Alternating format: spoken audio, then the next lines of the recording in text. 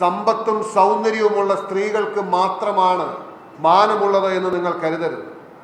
ഈ നാട്ടിലെ സാധാരണക്കാരും പാവപ്പെട്ടവരും പട്ടികജാതിക്കാരും പിന്നോക്കക്കാരും സാധാരണക്കാരുമായിട്ടുള്ള സ്ത്രീകളും അവർ അന്തസ്സോടുകൂടി ജീവിക്കുന്നവരാണ്. അവർ വലിയ വേഷം കെട്ടി വലിയ വേഷപ്പകർച്ചയിൽ വരുന്നില്ല.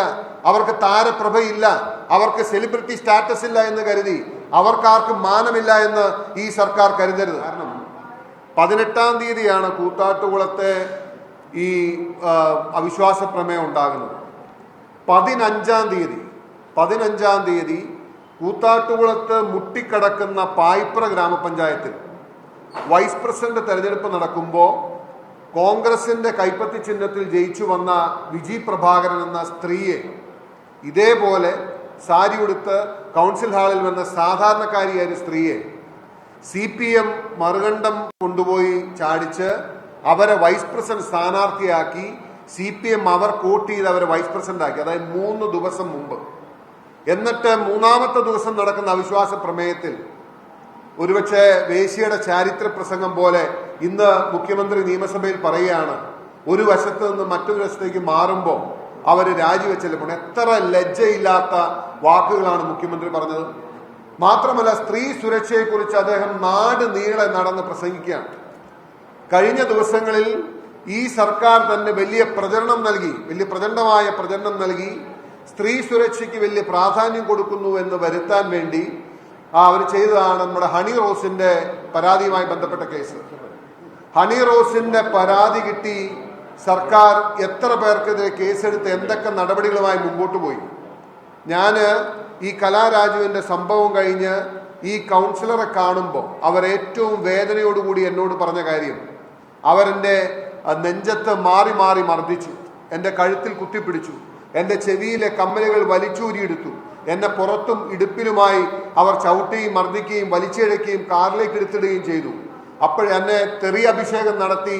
ഞാൻ ഇന്നുവരെ ജീവിതത്തിൽ കേട്ടിട്ടില്ലാത്ത രീതിയിൽ എന്നെ ആക്ഷേപിക്കുകയും തെറി വിളിക്കുകയും ചെയ്തു. അപ്പോഴൊന്നും ഞാൻ തകർന്നു പോയില്ല. പക്ഷേ എൻ്റെ മകൻ്റെ പ്രായമുള്ള ഒരു DYFIക്കാരൻ എൻ്റെ സാരി വലിച്ചൂരിയപ്പോൾ എൻ്റെ മാനം നഷ്ടപ്പെടുന്നു എന്ന് കണ്ട് പിന്നെ എനിക്ക് എൻ്റെ എല്ലാം തകർന്നു പോകുന്ന അവസ്ഥയായിരുന്നു. ഞാൻ എല്ലാം മറന്ന് എൻ്റെ മാനം രക്ഷിക്കാൻ ഞാൻ കൗൺസിലറായിരിക്കുന്ന അതേ വാർഡിൽ വെച്ച് പൊതുജന മധ്യത്തിൽ വെച്ച് പാഞ്ചാലിയുടെ വസ്ത്രാക്ഷേപം പോലെ എൻ്റെ വസ്ത്രം വലിച്ചൂരിയപ്പോൾ മാനം രക്ഷിക്കാൻ വേണ്ടി ഞാൻ സാരി പൊത്തിപ്പിടിക്കുകയായിരുന്നു എന്ന് പറഞ്ഞു. ഞാൻ ബഹുമാനപ്പെട്ട മുഖ്യമന്ത്രിയോട് ഈ സർക്കാരിനോട് വിനയപൂർവ്വം പറയാൻ ആഗ്രഹിക്കുന്നത്, സമ്പത്തും സൗന്ദര്യവുമുള്ള സ്ത്രീകൾക്ക് മാത്രമാണ് മാനമുള്ളത് എന്ന് നിങ്ങൾ കരുതരുത്. ഈ നാട്ടിലെ സാധാരണക്കാരും പാവപ്പെട്ടവരും പട്ടികജാതിക്കാരും പിന്നോക്കക്കാരും സാധാരണക്കാരുമായിട്ടുള്ള സ്ത്രീകളും അവർ അന്തസ്സോടുകൂടി ജീവിക്കുന്നവരാണ്. അവർ വലിയ വേഷം കെട്ടി വലിയ വേഷപ്പകർച്ചയിൽ വരുന്നില്ല. അവർക്ക് താരപ്രഭയില്ല, അവർക്ക് സെലിബ്രിറ്റി സ്റ്റാറ്റസ് ഇല്ല എന്ന് കരുതി അവർക്കാർക്കും മാനമില്ല എന്ന് ഈ സർക്കാർ കരുതരുത്. കലാരാജുവിന്റെ മാനഹാനിയാണ്, അല്ലെങ്കിൽ വസ്ത്രാക്ഷേപമാണ് കൂത്താട്ടുകുളം നഗരത്തിൽ നടന്നത്. എന്നിട്ട് ചെറുവിരൽ അനക്കുന്നില്ല, നടപടിയെടുക്കുന്നില്ല എന്ന് മാത്രമല്ല, അത് ചെയ്തവരെ ന്യായീകരിക്കുന്ന മുഖ്യമന്ത്രിയാണ് ഇന്ന് ഞങ്ങൾ നിയമസഭയിൽ കണ്ടത്. ഇത് ഈ CPMന്റെ മാഫിയ രാഷ്ട്രീയത്തിന് സംരക്ഷണം നൽകുന്ന മുഖ്യമന്ത്രിയാണ് ഞങ്ങൾ ഇന്ന് കണ്ടത്. കലാരാജുവിന് CPM തട്ടിക്കൊണ്ടുപോയത് കേവലം അവിശ്വാസം പരാജയപ്പെടുന്നതിന് വേണ്ടിയിട്ടല്ല. CPMന് ഇന്ന് ധനത്തോട് പണത്തോടുള്ള ആർത്തി എത്ര വലുതാണ് എന്ന് കലാരാജുവിന്റെ കാര്യം പരിശോധിച്ചാൽ അറിയാം.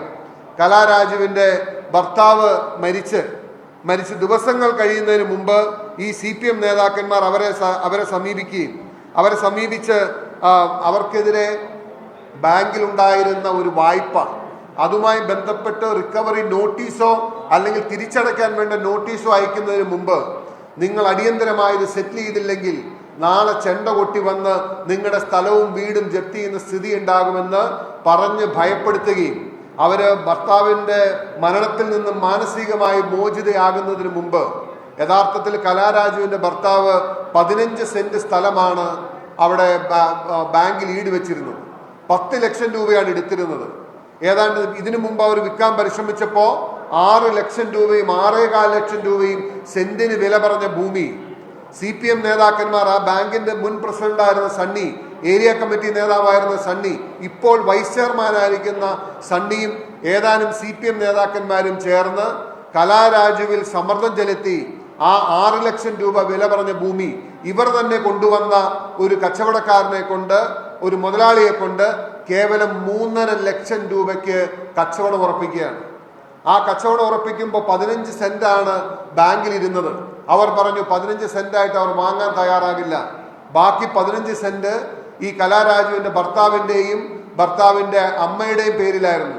ആ 15 സെന്റ് കൂടി നിങ്ങൾ കൊടുക്കണമെന്ന് പറഞ്ഞ് 30 സെന്റ് സ്ഥലം 3.5 ലക്ഷം രൂപയ്ക്ക് തട്ടിയെടുത്ത CPM മാഫിയാണ്.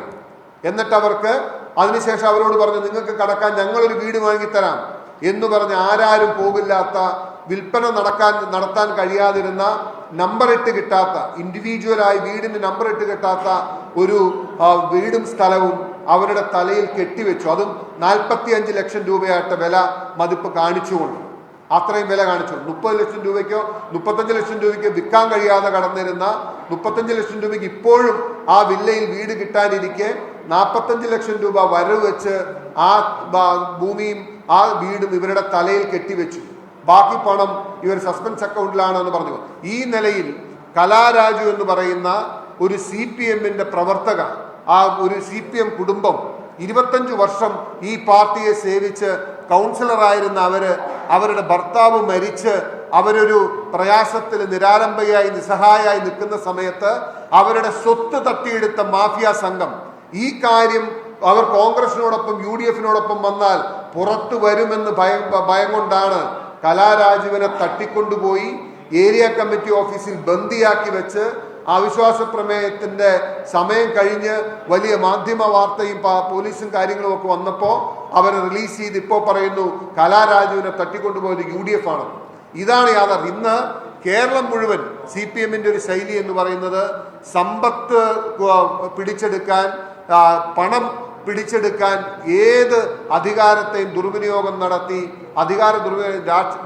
രാഷ്ട്രീയ മാഫിയ പ്രവർത്തനം നടത്തുകയും അതിന് നേതൃത്വം നൽകുന്നതും സംരക്ഷണം നൽകുന്നതും മുഖ്യമന്ത്രിയാണ് എന്ന് ഇന്ന് നിയമസഭയിൽ പച്ചയായ തെളിവായി ഞങ്ങളുടെ മുമ്പിൽ നിൽക്കുകയാണ്. കാരണം ഇതിനെ മുഴുവൻ ന്യായീകരിച്ച്, ഇവരെ മുഴുവൻ സംരക്ഷിച്ച് അവർക്ക് സംരക്ഷണം നൽകുന്നത് CPM-ന്റെ മാഫിയ രാഷ്ട്രീയത്തിന്റെ തലവനും സംരക്ഷകനും മുഖ്യമന്ത്രിയാണ് എന്നെന്ന് കേരളത്തിന് ബോധ്യപ്പെടുകയാണ്.